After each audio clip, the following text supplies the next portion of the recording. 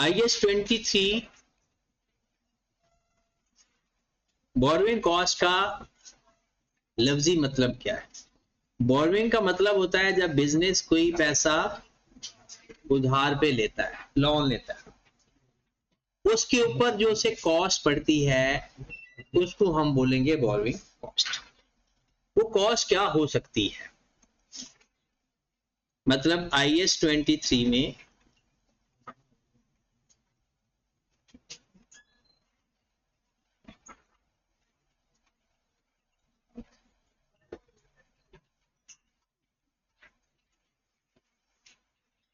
Borrowing cost, सबसे पहले तो हमें ये पता होनी चाहिए कि आखिर बोरोइंग कॉस्ट है क्या। अच्छा, जिसको बोरोइंग कॉस्ट आता है वो चाहे तो चला जाए, लेकिन जिसको नहीं आता तो वो इस तरह से समझे कि उसे वाकई नहीं आता। ये नहीं कि अगर आप थोड़ा सा बातचीत करोगे दरमियान में या कोई इस तरह की एक्टिविटी होगी तो वो काबिल बर्दाश्त नहीं होगी। ठीक है, थोड़ा फोकस करके बैठ रहे हैं। बोरोइंग कॉस्ट, जब हम लोन लेंगे,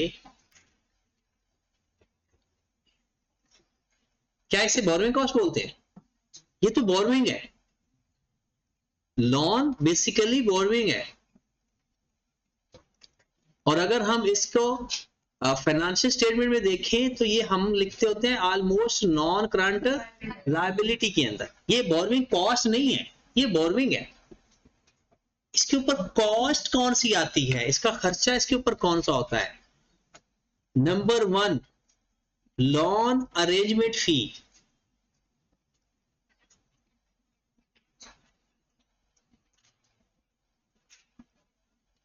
ये बोरोइंग कॉस्ट है।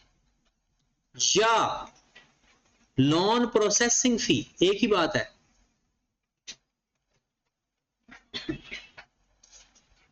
और सबसे बड़ा जो बोरोइंग कॉस्ट है वो है इंटरेस्ट।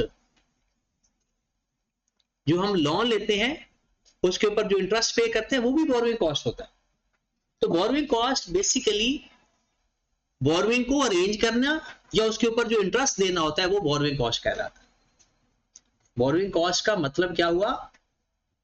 बोरोइंग के ऊपर जो इंटरेस्ट आएगा वो, और जो उसको अरेंज करने की डॉक्यूमेंटेशन फी होगी, प्रोसेसिंग फी होगी, अरेंजमेंट फी होगी, वो भी बोरोइंग कॉस्ट कहलाएगी। तो बोरोइंग कॉस्ट का मकसद क्या है? पर लोन लेना वो तो एक अलग बात आ गई, उसके ऊपर आने वाले खर्चे, उनकी अकाउंटिंग कैसे करनी है, उनको लिखना कहां पर है। मतलब जो अरेंजमेंट फी है क्या एक्सपेंस में लिख दे, या उसकी कोई और जगह है लिखने के लिए? उसके ऊपर जो इंटरेस्ट आ रहा है वो क्या एक्सपेंस में फाइनेंस कॉस्ट के नाम से लिख दे, या उसकी कोई और भी जगह है? तो उसके लिए हमें पहले एक डेफिनेशन पढ़नी पड़ेगी क्वालिफाइंग एसेट की।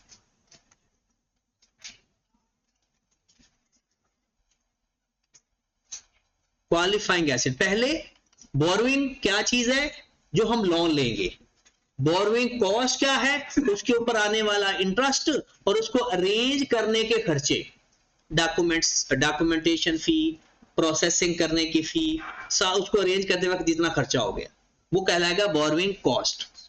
अब उस बोरोइंग कॉस्ट को कहां लिखना है उसके लिए पहले किसका पता होना जरूरी है? Qualifying asset.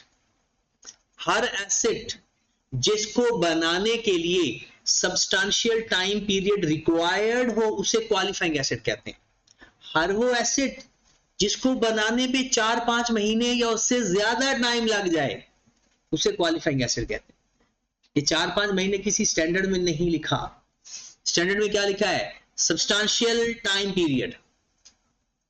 तो हमने उसे एक क्या कह दिया कि तकरीबन मिनिमम तो 4-5 महीने या उससे ज्यादा टाइम लगेगा ना, तो हम उसको सब्सटेंशियल टाइम पीरियड कहें। तो क्वालिफाइंग एसेट की डेफिनेशन अगर हम लिखें तो क्या होगा? एन एसेट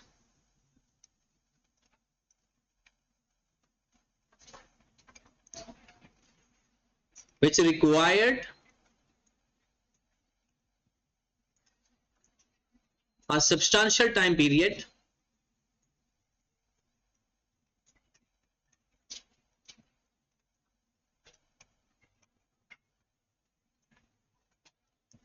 for completion या रेडी फॉर यूज या अवेलेबल फॉर यूज।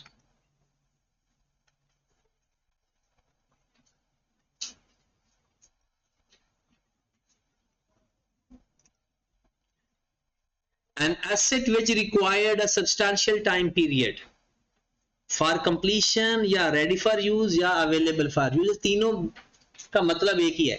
ऐसा एसेट जिसको बनाने के लिए, कंप्लीट करने के लिए, या उसको काबिल इस्तेमाल में लाने के लिए, या उसको सेल करने के लिए, सेल करने से पहले अवेलेबल फॉर सेल, कितना टाइम चाहिए? सब्सटेंशियल। और वो कितना नॉर्मली होता है? 4-5 महीने या उससे ज्यादा। ठीक होगी बात? वो कौन कौन से एसेट हो सकते हैं? ऐसे कौन से एसेट हैं जिसको कंप्लीट करने के लिए सब्सटेंशियल टाइम पीरियड रिक्वायर्ड हो? पीपीई हो सकते हैं, जिसका ताल्लुक किस स्टैंडर्ड के साथ है? क्या इन्वेंट्री हो सकते हैं? The answer is yes.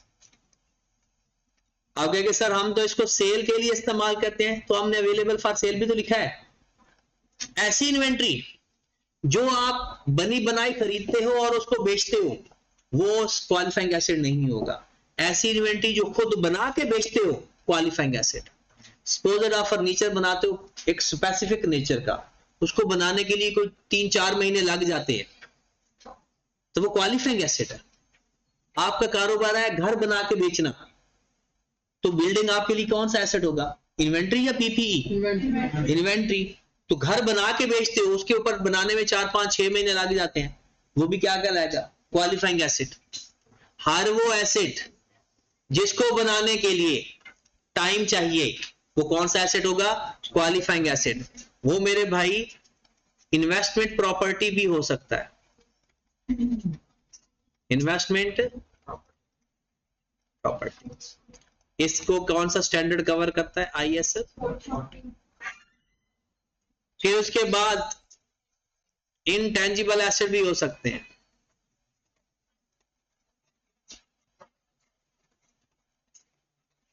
IAS 30। ठीक होगी बात? ये तमाम एसेट क्वालिफाइंग एसेट हो सकते हैं।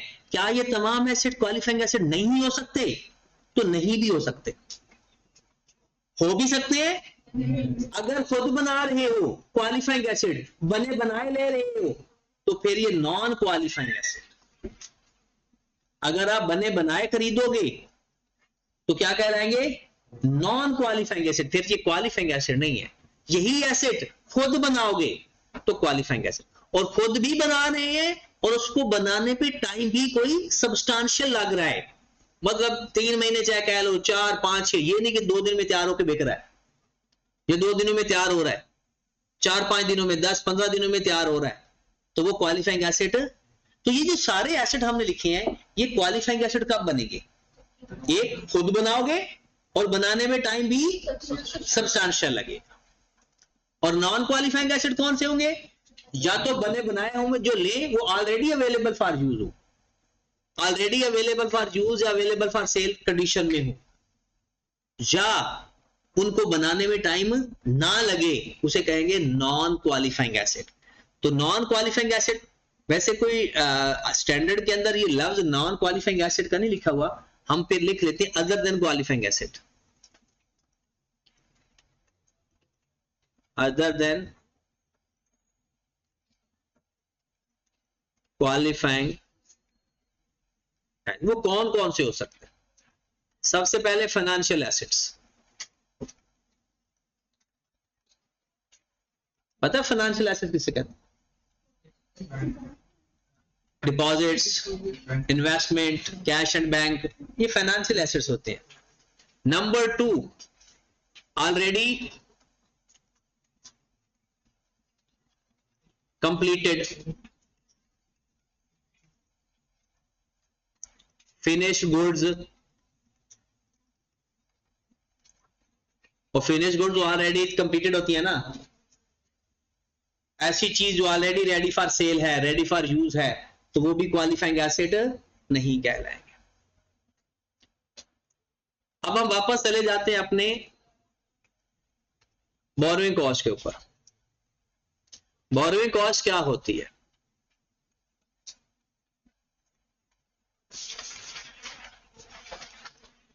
बोरोइंग कॉस्ट किसे कहते हैं?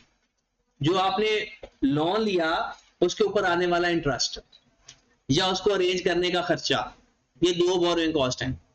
उसके ऊपर आने वाला खर्चा या मतलब बोरोइंग कॉस्ट कहते हैं, एक तो इंटरेस्ट हो गया और एक हो गया अरेंजमेंट फी।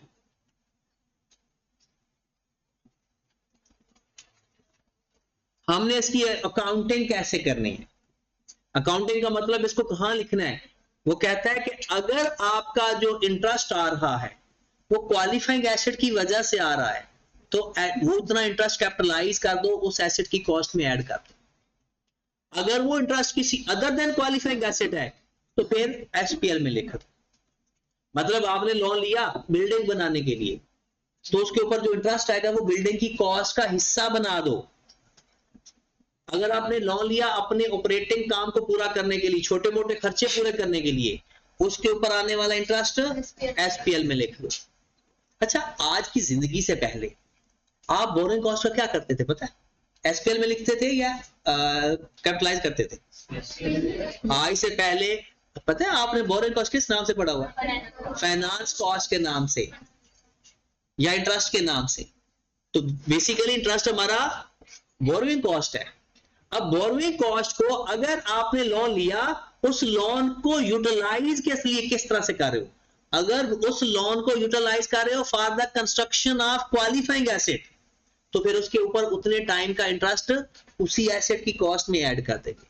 अगर उस लोन का इस्तेमाल अदर देन क्वालिफाइंग एसेट है तो वो किस में चला जाएगा इंटरेस्ट? पूरे स्टैंडर्ड में हमने यही करना है कि कितना इंटरेस्ट कैपिटलाइज करना है और कितनी बोरोइंग कॉस्ट एसपीएल में लिखनी है। बात समझ लगी? चले जी। तो अगर ये हो जो बोरोइंग का है, बल्कि आगे फर्दर लिख लेते हैं,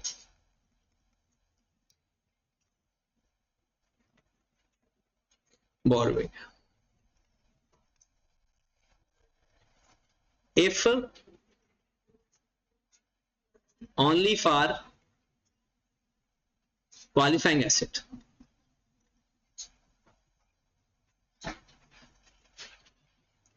अगर आपने बोरोइंग ली और वो सिर्फ क्वालिफाइंग एसेट के लिए है तो उसको हम कहते हैं स्पेसिफिक बोरोइंग।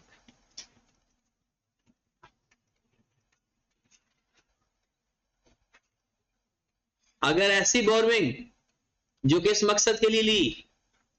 Several purpose. क्या सेवरल पर्पस में क्वालिफाइंग एसेट आएगा? आएगा।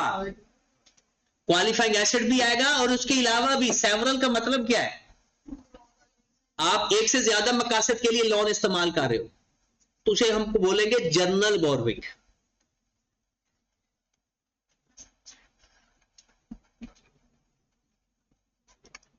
अगर लोन आपने लिया सिर्फ कंस्ट्रक्शन ऑफ बिल्डिंग के लिए, उस लोन को किसी और मकसद के लिए इस्तेमाल नहीं कर रहे, वो क्या कहलाएगा? स्पेसिफिक। अगर आपने लोन लिया कंस्ट्रक्शन के लिए भी इस्तेमाल कर रहे हो, अपने इंप्लॉइज को भी पेमेंट उसमें से कर रहे हो, कोई और छोटे मोटे इन्वेंट्री भी उससे खरीद रहे हो, तो उस लोन को, उस बोरोइंग को क्या बोलेंगे? General borrowing. तो इनकी फिर अकाउंटिंग में भी फर्क है। जो स्पेसिफिक बोरोइंग है किसी क्वालिफाइंग एसेट के लिए, उसका इंटरेस्ट कैपिटलाइज होता है। जनरल बोरोइंग का इंटरेस्ट भी कैपिटलाइज भी हो सकता है और एसपीएल में भी जा सकता है। तो ये नहीं कि स्पेसिफिक बोरोइंग का सारी जिंदगी का इंटरेस्ट कैपिटलाइज होगा, नहीं, उसके भी रूल्स है। बस ये है कि स्पेसिफिक बोरोइंग किसे कहते हैं? वो लोन जिसको इस्तेमाल किस लिए करना है? Only for qualifying asset. और जिसको अदर देन मतलब स्पेसिफिक पर्पस के लिए ना हो तो उसे हम क्या बोलेंगे? General borrowing. चलिए जी, फिर इसकी थोड़ी सी अकाउंटिंग देखते हैं। सबसे पहले एक सवाल लिखें, मेन इसके सवाल ही है। अब थोड़ा सा ये ना बहुत मुश्किल होता है। अगर आप ये कहते हो ना, अगर आप में से किसी की वो जान में एक सुस्ती सी है तो ये परेशानी वाली बात नहीं है। आजकल का मौसम ऐसा है, रातें छोटी होती हैं जिसकी वजह से नींद पूरी नहीं होती उस तरह से, तो ये ऊपर से हब्बस, ये सारी फैक्टर्स ना आपके जिस्म में सुस्ती पैदा कर देते। लेकिन इन तमाम चीजों के बावजूद हमने फिर भी अपने आप को अटेंड रखने की कोशिश करते रहते हैं। फिर जाकर उसका सबसे अच्छा तरीका क्या है, सपोज अगर आपको थोड़ा सा कोई आंख लग गई, थोड़ी देर के लिए आपकी बाद में आंख खुली, तो आप पूछ लिया करें कि सर वो 2 मिनट पहले क्या पढ़ाया था, ताकि एटलीस्ट अगर ये गैप आ जाए ना कॉन्सेप्ट के अंदर, फिर वो चीज मुश्किल आपको लगेगी। गैप ना आने, सीक्वेंस के साथ समझते जाओ कि अच्छा ये चीज मैंने, जैसे अभी हमने क्या सीखा, बोरोइंग क्या चीज है, बोरोइंग कॉस्ट क्या है, जनरल बोरोइंग क्या है, स्पेसिफिक बोरोइंग क्या है, बस इन 4 चीजों के बारे में। बोरोइंग कोई सा भी लोन लो, बोरोइंग कहलाता है, उसके ऊपर उसका इंटरेस्ट और उसको अरेंज करने का खर्चा बोरोइंग कॉस्ट कहलाता है। और फिर कितनी बोरोइंग कॉस्ट हमने एसपीएल में लिखनी है, कितनी बोरोइंग कॉस्ट हमने कैपिटलाइज करनी है, ये अभी हमने पढ़ना है। फिर अगर किसी क्वालिफाइंग एसेट के लिए लोन लोगे, स्पेसिफिक बोरोइंग, मुख्तलिफ यानी पर्पस के लिए इस्तेमाल करोगे, जनरल। अब हम आते हैं, अभी हम सिर्फ स्पेसिफिक बोरोइंग पढ़ने जा रहे हैं, और आज का दिन और कल का आधा दिन हमने स्पेसिफिक बोरोइंग ही पढ़ना है। तो बिस्मिल्लाह करते हैं, स्पेसिफिक बोरोइंग पे आते हैं। A loan of rupees 6 million at the rate of 12% obtained for the construction of a building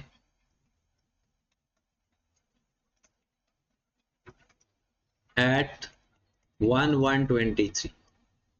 हमने लोन लिया 6 मिलियन का 12% के हिसाब से।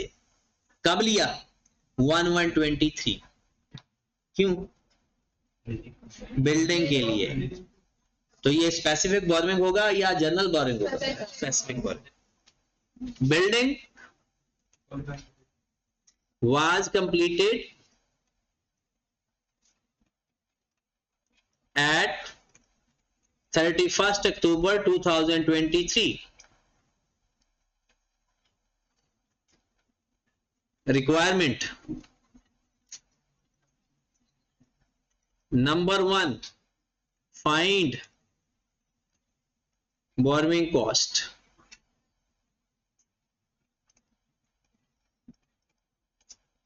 To be capitalized.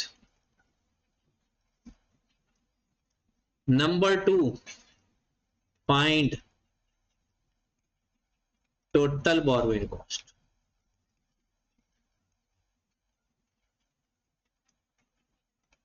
Number 3,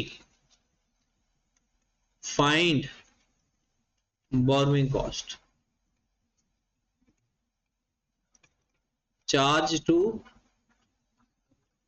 SPL या बोरोइंग कॉस्ट जो कि आपका एक्सपेंस है। Number 4,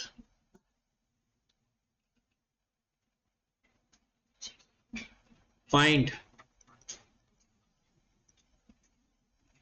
cost of building and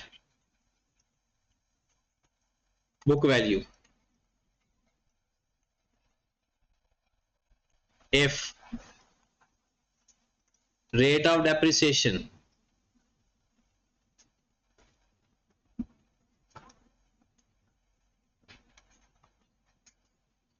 is 10%.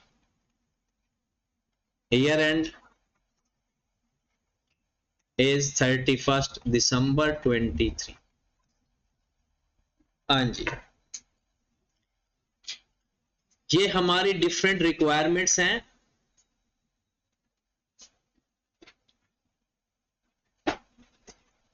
In different requirements को हमने लेकर चलना है।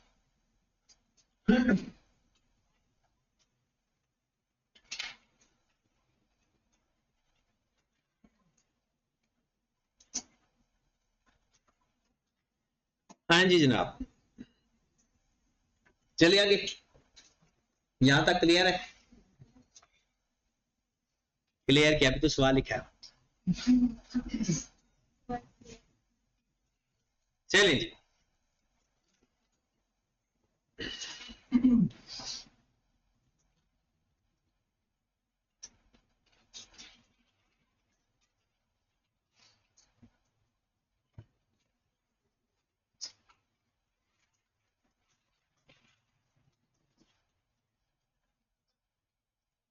सबसे पहले आपने बताना है,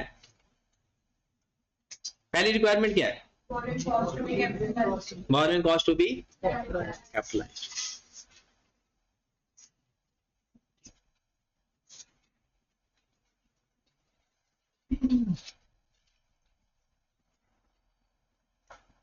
नंबर 1 रिक्वायरमेंट है borrowing cost to be capitalised.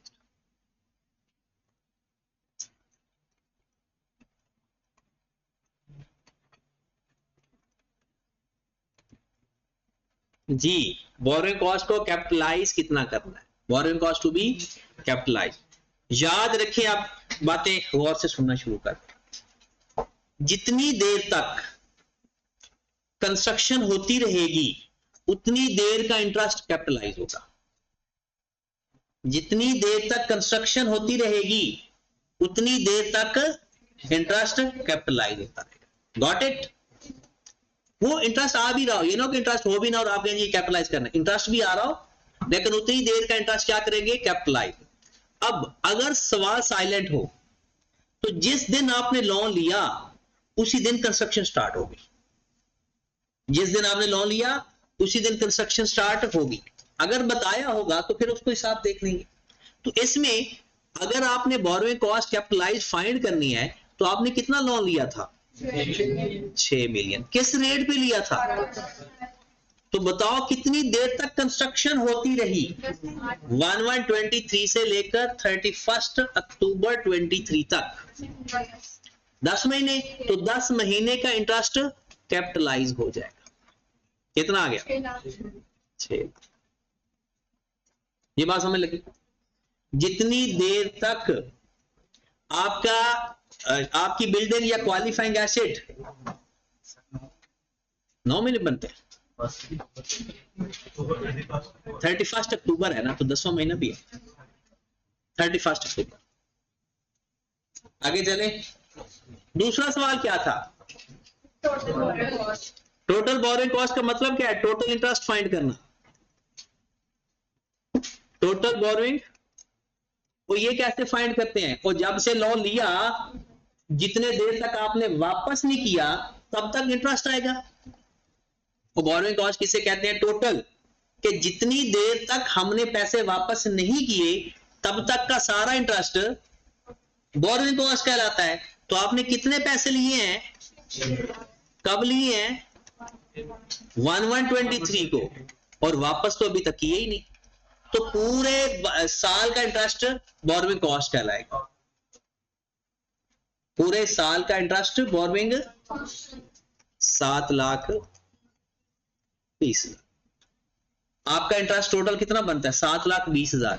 इस 7,20,000 में 6 लाख तो हम कर देंगे कैपिटलाइज, मतलब 6 लाख 10 महीने का इंटरेस्ट हम किधर लिख देंगे? एसेट की कॉस्ट का हिस्सा बना लेंगे। तो बाकी 1,20,000 किधर जाएगा? एसपीएल में जाएगा। तो हमारी तीसरी रिक्वायरमेंट क्या है भला? Borrowing cost charge to SPL. Borrowing cost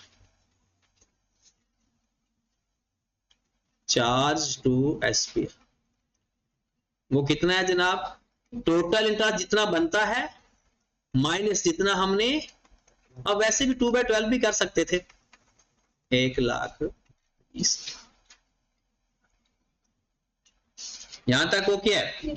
step by step समझते जाना है, जिस स्टेप की ना समझ लगे पूछ लेना है। देखो, नींद तो आप क्लास के बाद भी कर सकते हैं लेकिन ये कॉन्सेप्ट क्लास के बाद फिर मुश्किल हो जाए। आगे बढ़े फिर। नंबर 4 क्या पूछा है उसने? Cost of building.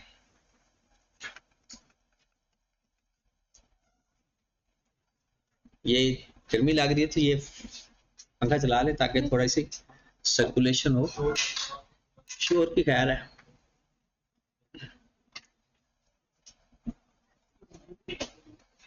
नंबर 4 क्या फाइंड करना है? Cost of building.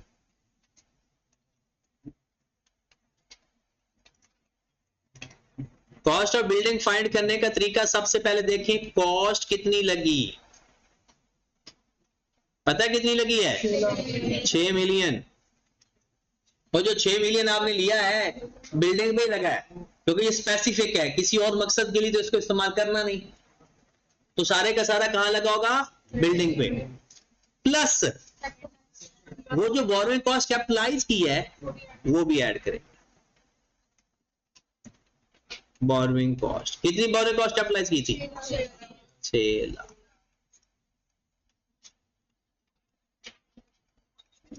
अगर आपसे कोई पूछे बिल्डिंग की कॉस्ट कितनी है तो आपने 6 मिलियन ही बतानी, 6.6 मिलियन बताना। अगला सवाल उसने क्या पूछा है? Book value. अब बुक वैल्यू तो कर ही लोगे ना। कॉस्ट कितनी है? 6.6 मिलियन लेस डेप्रिसिएशन।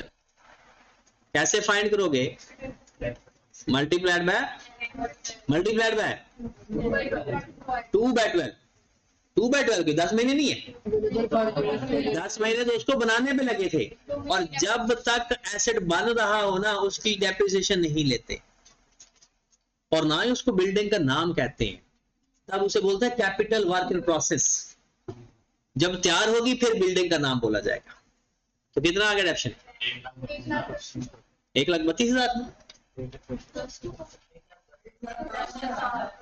1,10,000 माइनस कर देंगे तो बुक वैल्यू आ जाएगी कितनी? 6.4। ये हमारे चारों पार्ट हो। इसको जरा देखें, इन सब में किस बात की आपको समझ कर लग गई है?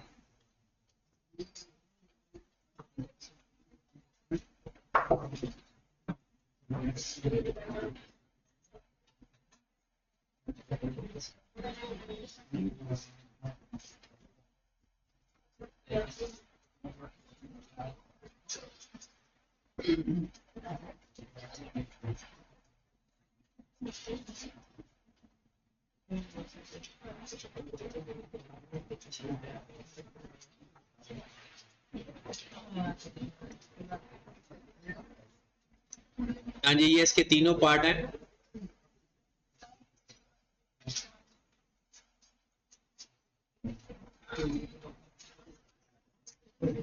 ओके,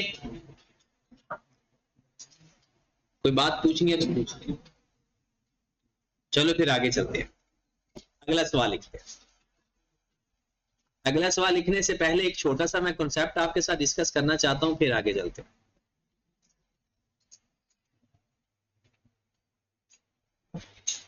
वो कॉन्सेप्ट क्या है? उस कॉन्सेप्ट का नाम है सस्पेंशन पीरियड।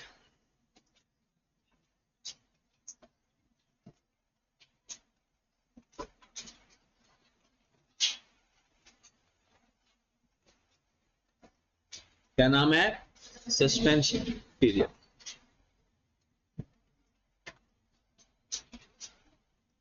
सस्पेंशन का लफ्जी मतलब तो पता है ना, सस्पेंड कर देना। आप इंटरेस्ट कैपिटलाइज करना बंद कर दोगे, सस्पेंड कर दोगे अगर मैन्युफैक्चरिंग रुक जाएगी तो।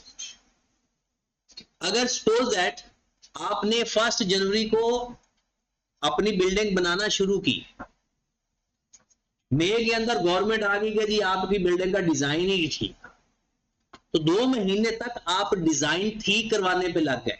आपको पता है डिजाइन कैसे ठीक होता है? सपोज दैट अगर आपने बिल्डिंग बना रहे थे, डिजाइन ठीक नहीं बना, तो क्या बिल्डिंग कराओगे? नहीं, डिजाइन किसी और तरीके से भी ठीक हो जाता है, उन ऑफिसर्स को खुश कर दो फिर भी डिजाइन ठीक हो जाता है। लेकिन ये जो डिजाइन ठीक होता है ना, इसमें आप सारी जिंदगी आप खिलाते ही रहोगे। मतलब वो ऑफिसर जाएगा, नया ऑफिसर आ जाएगा, वो कहेगा डिजाइन ठीक नहीं है, बिल्कुल। इसकी मैं आपको सबसे बड़ी एग्जांपल नस्ला टावर की दूंगा जो कराची में गिराया गया आफ्टर 40 इयर्स, 40 साल बाद भी अल्टीमेटली गिराया गया। यानी 40 साल पहले वो बना था, अब कहते हैं कि जी वो गलत बना हुआ है, गैर कानूनी जगह पे बना हुआ है। अब ये भी तो देखें, जब बना था तब भी तो अप्रूवल ली होगी, फिर 40 साल तक खड़ा भी तो रहा, तब भी तो अप्रूवल रही है ना। इसका मतलब है कि उस इंसान को पता नहीं कितनी देर तक खुद भी हराम देता रहा और खिला ही रहा था ना वो हराम किसी न किसी को करप्शन की सूरत में। तो अगर उससे बेहतर था कि शुरू में ही एक लीगल काम कर लेता तो सारी जिंदगी के लिए एक तो मेंटली तौर पर बंदा आसान रहता है, और दूसरा कि कभी भी ये सिचुएशन नहीं आती। ये जो हमारे मुल्क में एक ट्रेंड आ गया ना कि चलो जी ऑफिसर्स को कुछ ले दे के अपने काम निकलवा लेना, हाँ आपका काम कानूनी हो, सारा कुछ ठीक हो, फिर भी कभी हमारे मुल्क में काम रुक जाते हैं तो उसके लिए खाना खिलाना पड़ता थोड़ा बहुत फिर भी। तो चलो उसका ये है कि आपके पास अगर कोई वे नहीं बांधा तो चलो ठीक है, लेकिन सबसे पहले आप अपना कानूनी काम पूरा करें। जब तक आप कानूनी काम पूरा नहीं करेंगे ना तो कोई ना कोई मसला आता रहेगा, फिर वो फॉर लाइफ आपको ये मेंटली स्ट्रेस रहेगी। हो सकता है आपके बाद आने वाली आपकी जनरेशन जो उन पर भी मसला रहेगा, तो एक ही दफा बेहतर है अच्छा काम कर लो। सस्पेंशन पीरियड हमारे यहाँ वो चीज नहीं है। सस्पेंशन पीरियड का मतलब है सपोज दैट आपकी बिल्डिंग बन रही है या कोई प्लांट बन रहा है, मटेरियल खत्म हो गया, अब 2 महीने तक मटेरियल अरेंज नहीं हुआ, तब भी सस्पेंड हो गया ना काम, मैन्युफैक्चरिंग तो नहीं हो रही। फिर ऐसा भी हो सकता है लेबर स्ट्राइक पे चली गई, कहते हमने काम नहीं करना आपके साथ, आपको नई लेबर अरेंज करने में महीना लग गया, वो भी सस्पेंड हो गया 1 महीना। फिर ऐसा भी हो सकता है कि कोई कानूनी मतलब जैसे कोविड-19 आ गया था तो गवर्नमेंट ने कहा था जी सब कुछ बंद कर दो, अब जितनी देर कंस्ट्रक्शन नहीं हुई क्या उतनी देर तक आपको इंटरेस्ट नहीं पड़ रहा होगा। जब आपने लोन लिया और आपने कहा जी मैंने ये 2 महीने का इंटरेस्ट नहीं देना, मेरी बिल्डिंग कंप्लीट नहीं बंद थी, काम नहीं हो रहा था, तो क्या मानेगा बैंक? तो उन 2 महीनों का 4 महीनों का जो इंटरेस्ट है सस्पेंड कर देंगे, मतलब बैंक तो नहीं देंगे, ऐसा होगा नहीं, मतलब हम कैपिटलाइज नहीं करेंगे, इंटरेस्ट की कॉस्ट आएगी उसको एसपीएल में लिख देंगे। यानी नॉर्मली क्या होता है, क्वालिफाइंग एसेट के ऊपर काम हो रहा है उसका इंटरेस्ट कैपिटलाइज करेंगे, अब काम ही रुक जाए तो उसका इंटरेस्ट कैपिटलाइज चालू जी। फिर उन लोगों के लिए जो सो रहे हैं थोड़े थोड़े,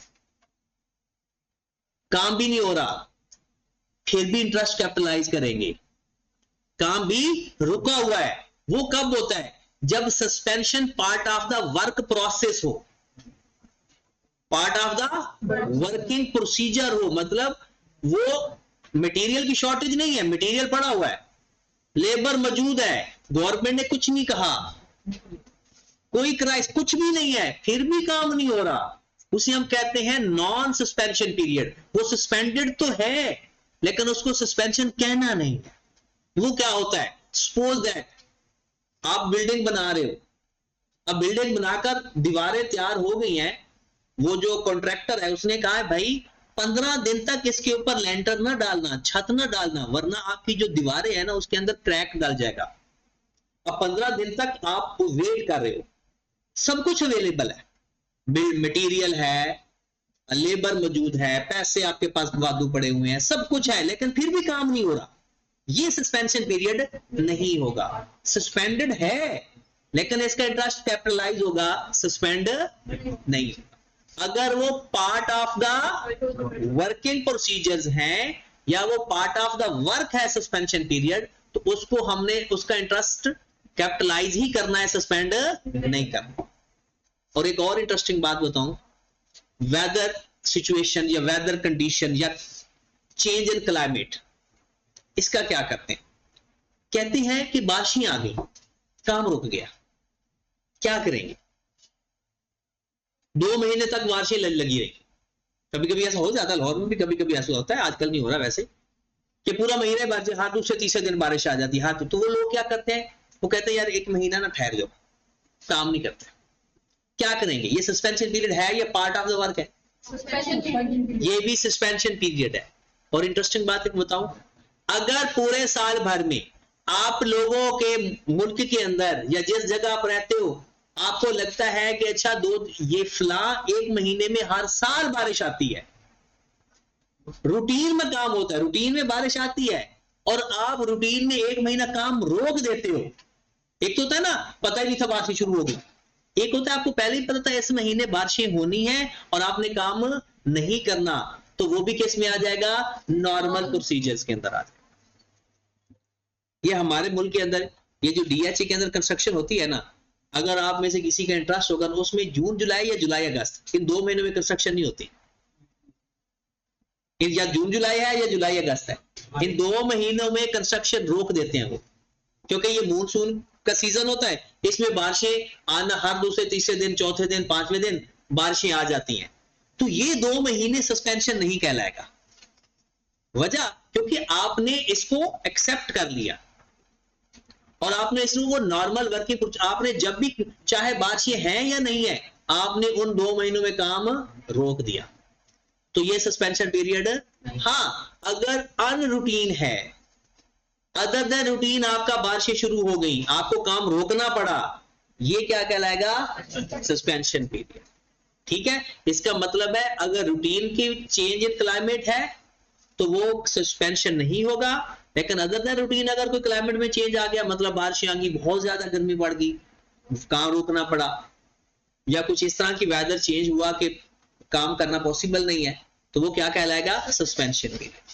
अब सस्पेंशन पीरियड को कौन कौन सा होता है जिसको लिखेंगे, अच्छा जो जो सो गए थे ना वो अब लिख लें, सुनने वाले चाहे ना लिखें। नंबर 1, शॉर्टेज ऑफ मटेरियल, ये होगा या नहीं होगा, क्योंकि शॉर्टेज ऑफ मटेरियल के बगैर काम तो नहीं हो सकता ना। सस्पेंशन पीरियड वो नहीं होता, सब कुछ है लेकिन फिर हम काम फिर भी नहीं कर सकते क्योंकि वो वेट करना प्रोसीजर का हिस्सा है। Labour strike,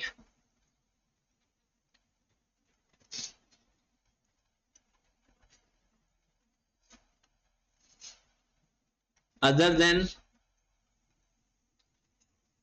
routine change in climate,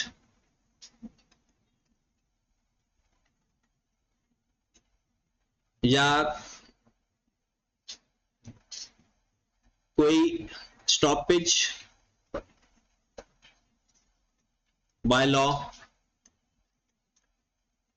ये क्या होता है भला, गवर्नमेंट सील कर दी कि भाई साहब आपने गलत जगह पे बिल्डिंग बना दी, रोक दो, तो जितनी देर तक रुक जाएगी वो भी सस्पेंशन होगा। शॉर्टेज ऑफ फंड, ये पाकिस्तान में पिछले कुछ सालों से हो रहा है।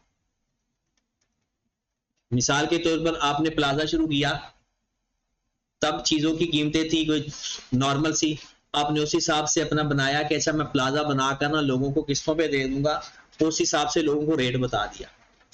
ठीक 2 साल बाद ऐसे ड्रामेटिकली प्राइसेस के अंदर चेंजिंग आई कि आपकी कॉस्ट ही कवर नहीं हो रही, और ये पाकिस्तान के अंदर हुआ है। यानी लोगों ने जो पहले अपने प्रोजेक्ट स्टार्ट किए थे, यानी प्लाजे या घर बना के प्रोजेक्ट या कोई भी, अब कि हम आपको एक चीज डेवलप करके दे देंगे, तब डेवलप करने की कॉस्ट बहुत मिनिमम थी और अब डेवलप करने की कॉस्ट इतनी ज्यादा। आप जस्ट इमेजिन करें, एक यानी कुछ 5-6 मरले का एक प्लॉट है, उसके बाहर सिर्फ 4 दीवारी करवानी, सिर्फ के बाहर वो ऐसे ही कोई कब्जा ना कर ले, ऐसी कोई किसी भी वजह से 4 दीवारी करवानी, सिर्फ 6 मरले का प्लॉट है, और है भी गांव में, ये नहीं कि शहर में है, वहां पर चीजें लेबर सस्ती होती है। तो मैंने कहा कि ना मैं पैसे भेजता हूँ तो ये 4 दीवारी करवा देना। मैं क्या सोच रहा था कि 20-25 हजार भेज दूंगा तो हो जाएगी। अब जब उन्होंने बताया कि 1.5 लाख रुपया भेजे, मैंने कहा मैंने 4 दीवारी बनवानी है, 4 घर यानी कमरे नहीं बनवाने। तो उन्होंने मुझे कहा कि भाई साहब जो 1000 ईंट है वो इस टाइम वहां पर, यहाँ पर तो शायद महंगी है, वहां पर 7200-7500 रुपए में है, मतलब 7200 7500 में 1000 ईंट आती है, और वो जो 12000 मिनिमम वो कह रहे थे जी ईंटें लगेगी। और मतलब मैंने 12 को जब मल्टीप्लाई किया कोई 7,000 से तो 84,000 तो यही बन गया। अभी उसके अंदर लेबर है, उसके अंदर सीमेंट है, उसके अंदर और चीजें जो इस्तेमाल होनी है। मैंने कहा कोई नहीं, वो खाली पड़ा रहे। मैंने कहा जब उसके ऊपर कुछ करना है तो देख लेंगे। तो मैंने कहा अभी तो ये देखिए पहले ऐसे ही था। पहले बिल्कुल ये जो मैं कह रहा हूं कि 10-15 हजार में, 25 हजार में, 30 हजार में ये काम हो जाता था। तो अब ये तो बहुत पुरानी बात ही नहीं है, बस ये है कि खान साहब के दौर से पहले की बात है। फिर अल्लाह ने हमें मुर्शिद अता किया और उसके बाद फिर हम संभले ही नहीं। 2 जगह हमारे मुल्क में ना, 2 जगह पर हम डिस्टर्ब हुए। एक जब मुशर्रफ आया था, मुशर्रफ के बाद फिर डिस्टर्ब हुए। इतने ये जो आप लोग हमारे मुल्क की तबाही का मेन काम शुरू हुआ ना, वहां से शुरू हुआ। फिर चलो कुछ ना कुछ स्टेबिलिटी आ गई, फिर अल्लाह ने हमें मुर्शिद अता कर दी। फिर उसके बाद अभी तक तो संभला नहीं जा रहा, किसी से नहीं संभला जा रहा। खास तौर पर ये जो सैलरीड पर्सन है और प्राइवेट इदारों में काम करते हैं ना, इनके बहुत बुरे हाल है। क्योंकि गवर्नमेंट वाले फिर भी ऐसा है, एक तो उनका टाइम फिक्स होता है। गवर्नमेंट मुलाजमी वाले क्या है, 3 बजे के बाद फ्री है। ये बेचारे सुबह जाते हैं, रात के बैंकों में चले जाएं। देखिए घर अगर आपका कोई जाने वाला बैंकों में काम करते, कभी भी वो मगरिब की नमाज से पहले नहीं घर आया हो ना। तो ये कोई और काम कर सकते हैं बेचारे जो प्राइवेट मुलाजमीन है, और ना वो कुछ कर सकते हैं, ना ही उनका ये जो इंक्रीमेंट लगता है ना, हर साल आए साल बजट बढ़ा, बजट आया 35% जी तनख्वाहें बढ़ा दो। वो 35% जो तनख्वाहें गवर्नमेंट मुलाजमीन की बढ़ती, ये जो प्राइवेट स्ट्रक्चर में ना लोकल टाइप, एक तो तुम रिटायर नेशनल चलो बढ़ाते होंगे, ये जो प्राइवेट लोकल छोटी छोटी ट्रस्टीज है ना, ये नहीं बढ़ाते, उनका बहुत बुरा हाल है। पहले जो 100 रुपए में नाश्ता करता था, अब 100 रुपए में एक बंदे का नाश्ता भी नहीं आता। मतलब आप सिंपल एक ब्रेड ले लें, अगर एक घर में 5 लोग रहते हैं तो सिर्फ ब्रेड और अंडा ले ले और साथ को थोड़ा बहुत खा ले, तो उनका 1000 रुपए कहीं नहीं गया। और पहले वो जो 100-200 रुपए में ये काम कर लेते थे, और एक बंदे की सैलरी 50,000 है। तो इमेजिन करें कि एक महीने में वो खाना खाए, घर का रेंट दे, बिजली के बिल पे करे, क्या करे। 50,000 वो अगर किसी को कहता है ना कि मेरे 50,000 सैलरी है, तो पहले ये हैंडसम सैलरी लगती थी, अब नहीं। अब जस्ट लाइक जो पहले 5,000 में काम होते थे, अब 50,000 में होते नजर आते। तो इसलिए उनका बहुत बुरा हाल है, और वो बेचारे किसी को कुछ कह नहीं सकते सिवाय इसके कि मियां बीवी आपस में लड़ते रहते। क्योंकि जब बीवी कहती है कि घर के खर्चे पूरे करो, बेचारा हस्बैंड क्या करे, वो जितना कमाता है और आगे कुछ बन नहीं पा रहा उनसे। तो ये बहुत ज्यादा एक मेंटली फ्रस्ट्रेशन हमारे मुल्क के अंदर आई हुई है। अब इसका एक ही जो बेस्ट हल है कि आप लोग भी कि अपनी सॉफ्ट स्किल्स के काम करो। सॉफ्ट स्किल्स पे आपका तो वैसे ही जो आपने फील्ड सेलेक्ट किया ये बहुत अच्छा है, इसको थोड़ा सा रिस्पेक्ट दो। रिस्पेक्ट देने से मतलब इसको टाइम दो, तो ये आप अच्छे खासे आगे निकल जाओगे। लेकिन फिर भी आपने इर्द गिर्द अपने रिश्तेदारों को, सबको मैट्रिक के बाद, बल्कि मैट्रिक के 8वीं क्लास के बाद उन्हें कहो कि भाई अपनी सॉफ्ट स्किल पे काम करो। अपने कोई ऐसी छोटी मोटी आपको ऐसी टेक्निक्स आनी चाहिए कि आप घर बैठ के रिमोट बेसिस पे काम कर सकते। मतलब जैसे आजकल फ्रीलांसिंग जिसे आप कहते हो, इस तरह की चीजें आपकी आनी चाहिए, सबको ही आनी चाहिए कि कम अज कम। और इसके ऊपर आप ना 8वीं क्लास के बाद काम करना शुरू कर दें, ताकि जब आप यहाँ पर इस स्टेज पर पहुंचो ना, तो आपको अगर कोई मसला भी आए तो कम अज कम आप अपना पार्ट टाइम काम करके ना कोई 1-2 घंटे काम करें, और पार्ट टाइम आप अपने जो सेल्फ इंडिपेंडेंट हो जाए इसी लिहाज से। तो ये अब जरूरी है हमारे लिए। लेकिन अब तो उससे आप बाहर आ गए हो, क्योंकि आपका मैट्रिक तो हुआ होगा। चले, अच्छा, जो सस्पेंशन पीरियड, असल में जब आप लोग सवाल करते हो ना, मुझे तब डाउट होता है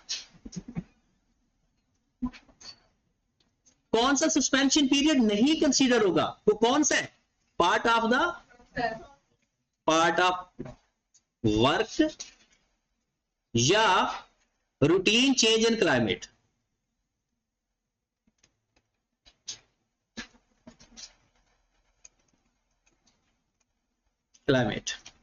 ठीक होगी बात। रूटीन चेंज इन क्लाइमेट मतलब वेदर की जो चेंज है ना, वो रूटीन में होती है, और आपने उनको उस रूटीन में एक्सेप्ट भी किया हुआ है, उसमें एडजस्टमेंट भी करते हो, तो वो आपका सस्पेंशन पीरियड नहीं कहलाएगा। अब सवाल करते हैं फिर, अब सस्पेंशन पीरियड का जो इंटरेस्ट होगा उसका क्या करोगे फिर? देंगे ही नहीं या एसपीएल में चार्ज कर देंगे? उसका एसपीएल में चार्ज कर देंगे। तो एक सवाल लिखो छोटू सा,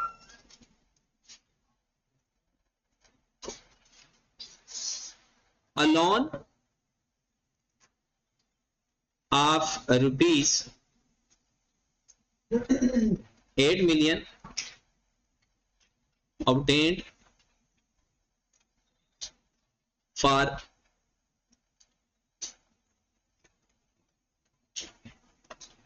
construction of building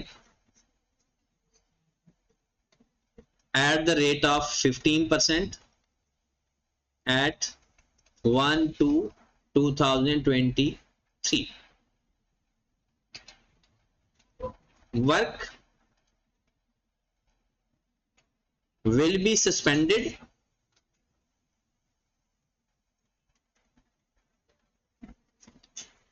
for the month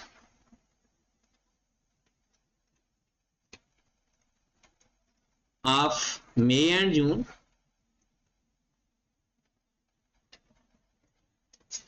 due to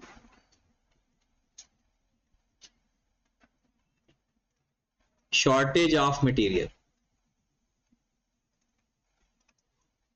Loan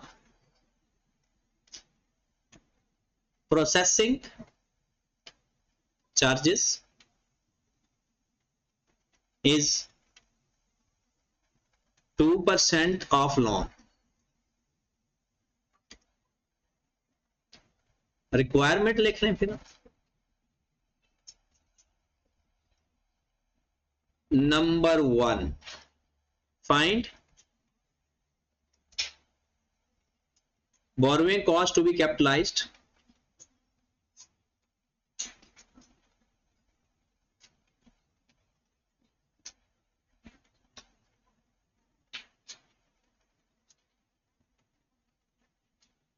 number 2 find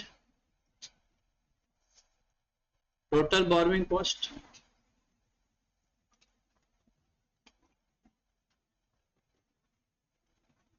number 3 find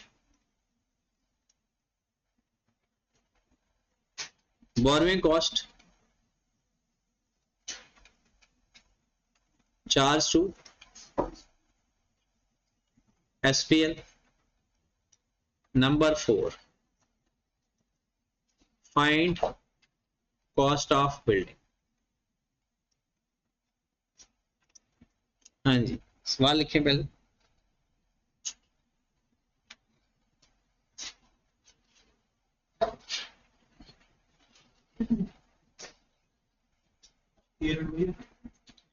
year end 31st December 23, year end is 31st December 2020।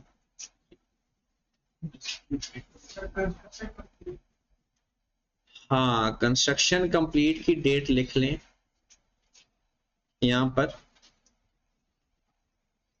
Building completed 30th November 2023।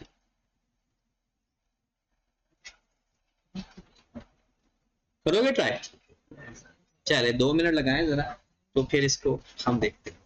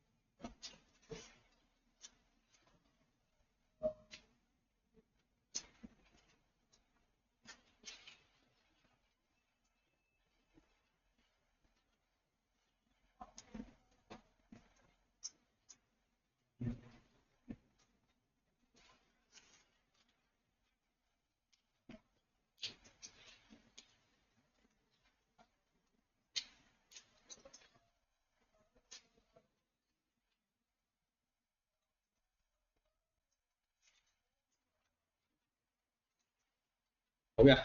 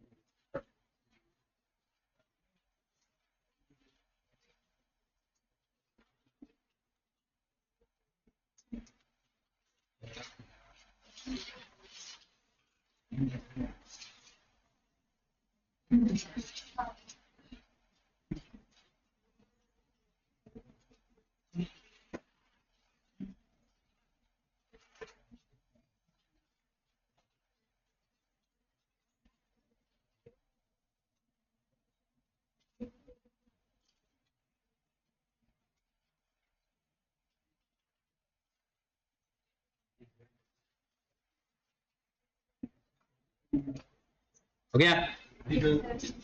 चलें देखें फिर इसका सॉल्यूशन मैच करें जरा। लिखा हुआ है कि 8 मिलियन आपने लिया है 1 to 23 को। एक बात मैंने आपको बताई कि अगर ये ना बताया हो कि बिल्डिंग कब शुरू हुई है तो ये समझा जाएगा जिस दिन लोन लिया उसी दिन कंस्ट्रक्शन शुरू हो गई। अगर बताया होगा तो फिर तो उसको कंसीडर करेंगे, अगर नहीं बताया हुआ तो फिर जिस दिन लोन लिया बिल्डिंग उसी दिन शुरू होगी। 1 to 23 को बिल्डिंग शुरू हो गई, पूरी कब हुई? नवंबर के अंदर। कितने महीने बनते हैं? 10 महीने।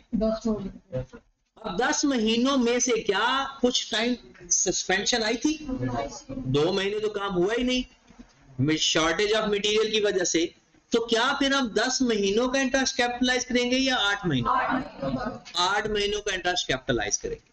तो इसमें एक और चीजें जो ध्यान में रखने वाली होती है, ऐसी गलतियां, एक तो लिखे ना इंटरेस्ट कैपिटलाइज किया है या नहीं, वो और चीज है, बोरोइंग कॉस्ट और चीज है। अब आप देखें, आपने आंसर अपने फाइनलाइज कर लिए चारों के।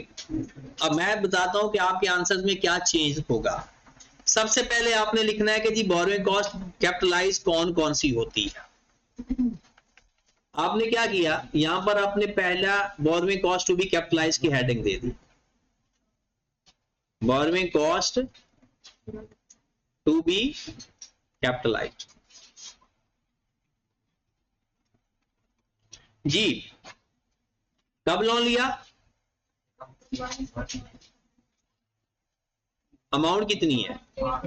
8 million multiplied by 15% multiplied by 8 by कितना आ गया? 8 लाख। प्रोसेसिंग फी वो कितनी है? 2% ऑफ लोन। लोन कितना? 8 मिलियन। 8 मिलियन का 2% लें 163। आपकी बोरिंग कॉस्ट कितनी आ गई? अच्छा आप कहोगे सर क्या ये जो बोरिंग कॉस्ट तो ये है, क्या हम इसको कैपिटलाइज भी करेंगे? याद रखें जो स्पेसिफिक बोरोइंग होगी उसकी जो अरेंजमेंट फी है वो कैपिटलाइज होगी और जनरल बोरोइंग की अरेंजमेंट फी एसपीएल में जाएगी। दोबारा सुन लें, देखिए ये तो बात कंफर्म है ना, अरेंजमेंट फी बोरोइंग कॉस्ट है। अब उस बोरोइंग कॉस्ट को कैपिटलाइज करना है या एसपीएल में लिखना है? अगर वो स्पेसिफिक बोरोइंग की अरेंजमेंट फी है तो वो कैपिटलाइज होगी और अगर जनरल बोरोइंग की अरेंजमेंट फी है तो वो एसपीएल में जाएगी। Got it? है ये दोनों बोरोइंग कॉस्ट, अरेंजमेंट फी बोरोइंग कॉस्ट कहलाएगी, लेकिन अगर क्वालिफाइंग एसेट के लिए होगी, इसे क्वालिफाइंग एसेट का मतलब क्या होता है? स्पेसिफिक बोरोइंग किसे कहते हैं? ये जो 8 मिलियन हमने लिए किस मकसद के लिए? बिल्डिंग के लिए, तो स्पेसिफिक बोरोइंग है और स्पेसिफिक बोरोइंग की अरेंजमेंट फी कैपिटलाइज हो। ठीक होगी बात? अब हमारे पास नेक्स्ट क्या चीज आई? Number 2, total borrowing cost. इसमें भी शायद आपने गलती की हो। Total borrowing cost 8 million multiplied by 15% multiplied by 11/12, क्योंकि टोटल बोरोइंग कॉस्ट का मतलब है जब से लोन लिया और साल के एंड तक सारा, उस साल का सारा इंटरेस्ट बोरोइंग कॉस्ट कहलाए। वो देखो आपने 8 मिलियन लोन लिया था तो साल का भर में जितनी देर तक आप लोगों ने लोन वापस नहीं करना इंटरेस्ट आता रहेगा। कितना बना? 1.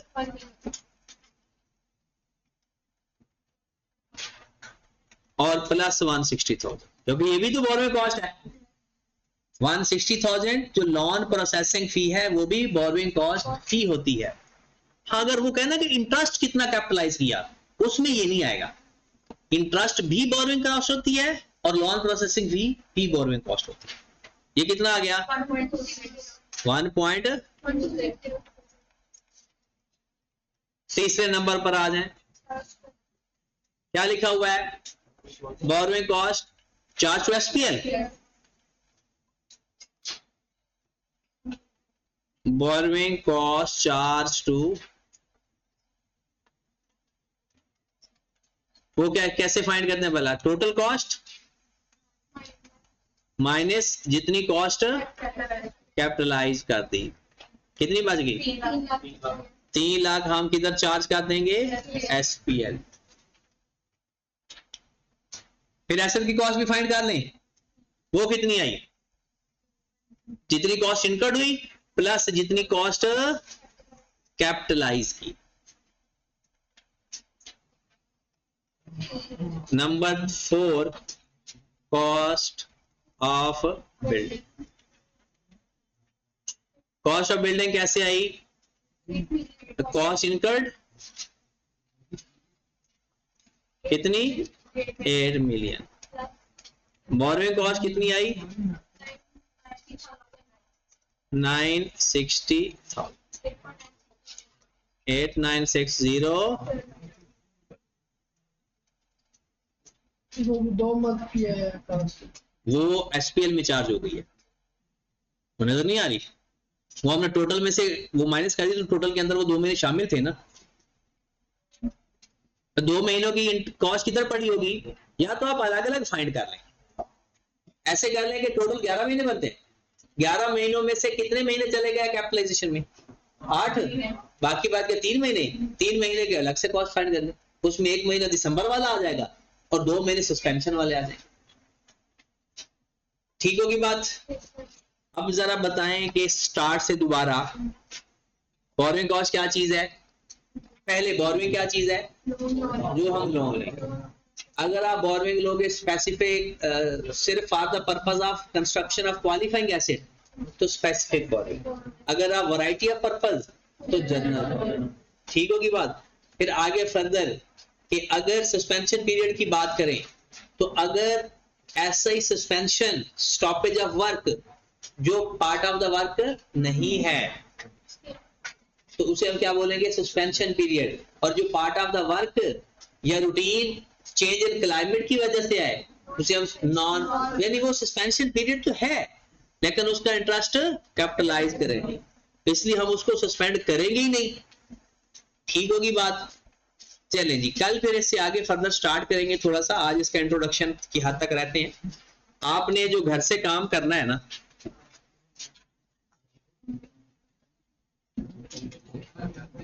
वो एक ये डेफिनेशन पढ़नी है जनाब, ये पेज पूरा पढ़ना है।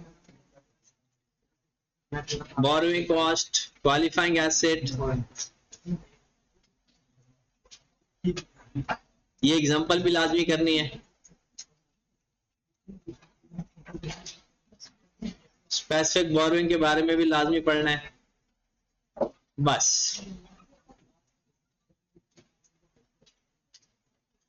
स्पेसिफिक बोरोइंग यहां तक पढ़नी है,